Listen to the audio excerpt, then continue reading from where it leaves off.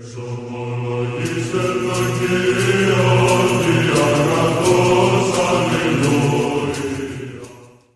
nderuar miq të dashur, vëllezër dhe motra më Krishtin. Ja ku jemi së bashku në takimin tonë të përditshëm, komenti i shkrimit shenjtë. Sot lexojmë nga Ungjilli sipas Mateut, kapitulli 7 vargu 1 deri në vargun 8, jemi në datën 13 qershor.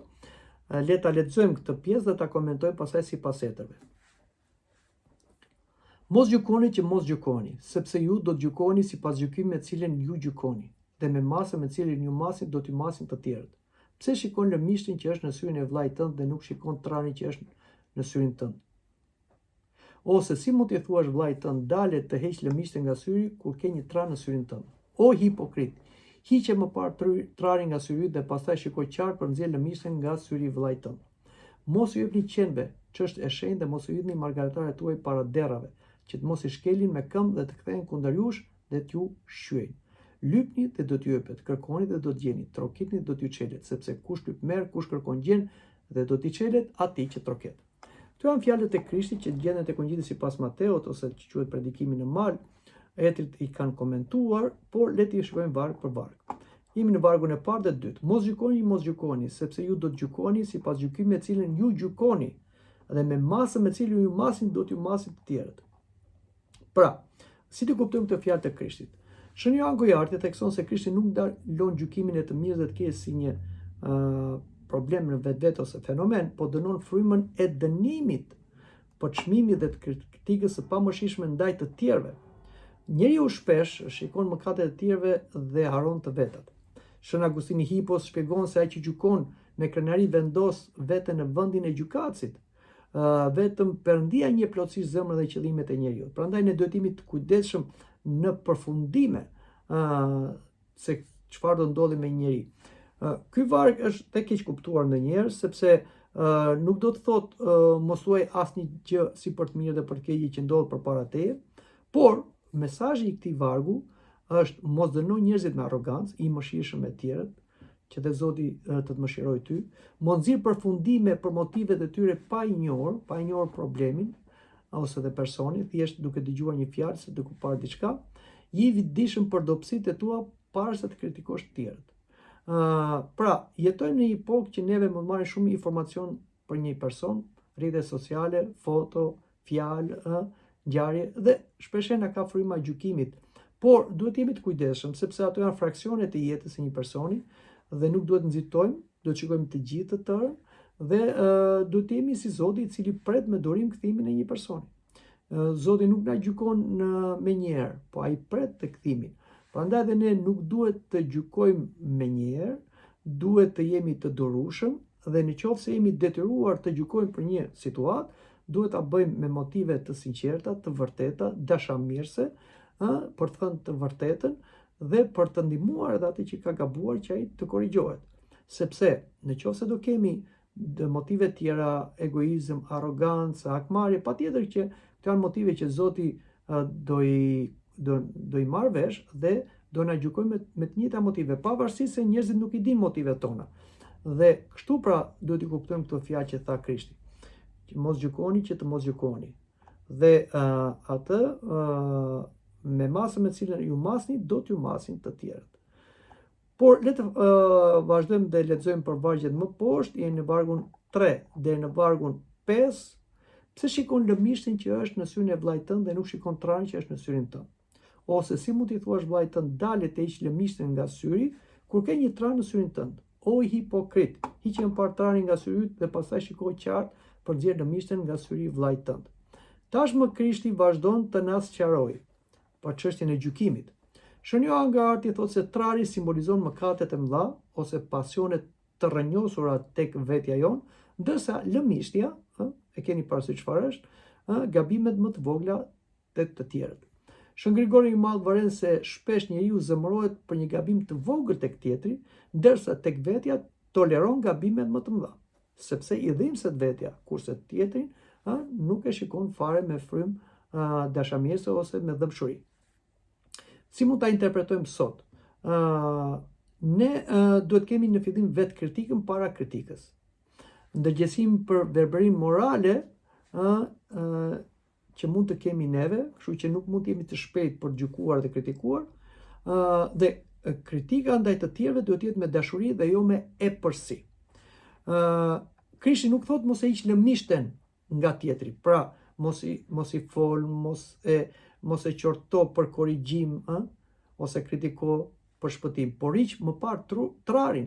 Pra merru një herë me veten tënde, ndërgjegjësohu për gabimet e tua që kur shkosh te tjetri të kesh një frymë porosie, dashamirëse dhe korrigjimi, ashtu si një pacient i flet një pacienti, dhe jo të marrim rolin e mjekut i pacient kur jemi vetë të sëmurë. Pra korrigjimi vllazëror mbetet i nevojshëm, por duhet vi nga porosia dhe dashamirësia. Jemi në vargun 6. Mos u jepni qenve çështje shenjtë dhe mos i jepni margaritëret tuaj para derave që të mos i shkelin me këmbë dhe të kthehen kundër jush dhe t'ju shqyejnë. Si të kuptojmë këto vargje, Shënjali Qirili Aleksandris dhe jetër të tjerë interpretojnë të shenjtën dhe margaritarët si të vërtetat e shenjta të besimit, misteret hynore. Si themi në darkën mistike, o Zot do të marr pjesë, nuk do ta them armikut. Pra, të krishterët e parë kishin parasysh këto fjalë dhe kur kryenin misteret e shenjta, siç ishte falënderimi hynor, ata nuk ja u tregonin këto gjëra paganëve ose armiqve të krishterë. Pra janë disa gjëra të shenjta që ne duhet i ruajmë dhe nuk duhet t'i nxjerrim lart e poshtë si gjëra pa vlerë. Por ashtu si dikush ruan një thesar, një margaritar, një diamant dhe ruan shumë fshetës që mos shikojnë tjerët, që pastaj ta lakmojnë dhe ta vjedhin, kështu edhe ne gjërat e shenjta të besimit ose të fshetat tona nuk duhet i nxjerrim pazar. Qende derat nuk është thyrje për kafshët, Krishti nuk po stigmatizon disa kafshë, por është një figurë simbolike për ata që me vetdije përçmojnë, tallin ose përdosin gjërat e shenjta. Qeni është zakonisht qeni është një figurë për të pabesin, sepse qeni për Judent ishte një kafshë e papastër që rinte larg shtëpisë, jashtë shtëpisë, pra më mirë themi jashtë shtëpisë, dhe nuk ishte drejt hynte brenda, kështu që ishin dhe paganët, ata nuk hynin në tempullin e Zotit, nuk merrin pjesë në të shenjtat. Kështu që qenët janë njerëz që nuk besojnë, njerëz që nuk kanë besim në gjërat hynore, pra janë ateistët ose gnostikët ose me çfarë të duash, të cilët nuk kanë frikë Perëndie. Me këta duhet të kesh kujdes, sepse këta ku nuk kanë frikë Perëndie, si do kenë frikë njeriu. Derrat janë njerëzit të cilët nuk kanë moral. Ashtu si deri është një kafshë e papastër, siç ishte për Judent, sepse ha çdo gjë dhe futet në çdo ambient, kështu edhe është në njeriu i papastër moralisht. Njerëzit të cilët nuk kanë besim dhe njerëzit nuk kanë moral, ne nuk duhet t'ju tregojmë të fshetat edhe besimit, por edhe të vetes sonë. Sepse këta njerëz do hiqen, sikur janë interesuar, do të marrin informacion për nesh dhe pastaj do na ngrihen kundër nesh dhe do na luftojnë me argumentet tona, do na tallin dhe fyjnë besimin ton, por dhe do na përkëmbin jetën tonë. Dhe kjo është gabimi ynë. Prandaj duhet kemi frymë dallimi. Nuk flitet çdo gjë e shenjtë me çdo njeri. Patjetër ne do t'i ftojmë, por duhet gjërat e shenjta fliten me njerëzit të interesuar dhe jo me të pabesët ose me njerëzit pa moral. Si ta kuptojmë sot? Pra, jo çdo njeri është i gatshëm të dëgjojë një të vërtetë në një moment caktuar. Duhet të jemi të kujdesshëm për personin, por dhe për vendin ku ndodhemi. Nuk ka kuptim të hysh në debate të pafundme edhe teologjike me ata që duan të tallen me besimin ose që janë njerëz pa moralshëm. Nuk interesohen për gjëra shpirtërore, vetëm për gjëra instiktive shtazore. Disa gjëra kërkojnë pjekuri shpirtërore për të kuptuar, prandaj duhet jemi të kujdesshëm dhe kur flasim me njerëzit dhe jo t'i themi gjërat e fundit themi fillim. Pra, edhe katekizimi që mund t'i bëjmë njeriu duhet jetë gradualisht. Kjo nuk justifikon përbuzjen ndaj askujt, përkundrazi kërkon urtësi në mënyrën se si ne ndajmë të vërtetën e besimit të tjerë. Dhe aq më tepër edhe për gjërat tona private. Sot ka njerëz që shkojnë bisedojnë te psikologu, tregojnë gjithçka të jetës tyre dhe pastaj çuditen se si dalin këto dhe bëhen mediatike, ushqejnë mediat dhe njerëzit thonë si më donën këto gjëra. Po donën sepse ti shkove i hodhe margaritarët e tu, pra edhe sekretet e jetës tënde, një person i cili nuk ka nuk e ka si them të ndaluar që këto të nxjerrë jashtë. Kurse kur ne shkojmë rrëfehemi te një atë shpirtëror, është një kanun që ati shpirtëror këto që ne ja themi atij ai duhet i varros dhe nuk duhet guxoj të nxjerrë jashtë, sepse edhe dënohet nga Zoti, edhe aforizohet nga kisha. Prandaj shkoni rrëfeni mëkatet dhe sekreturet e atij rrëfyes, po jo tek psikologu ose tek miku dhe shoku, dhe pastaj do jetë faji juaj nëse do të shikoni veten tuaj të deskretuar ose me argumentet tuaj do t'ju shqyen. Fjala shqyen do të do shkatrojnë shpirtërisht dhe moralisht jetën tuaj. Dhe ky është përgjegjësia jonë. Po le të flasim edhe për vargun tjetër, që është vargu i 7. Lypni dhe do t'ju jepet, kërkoni dhe do të gjeni, trokitni dhe do t'ju çelet.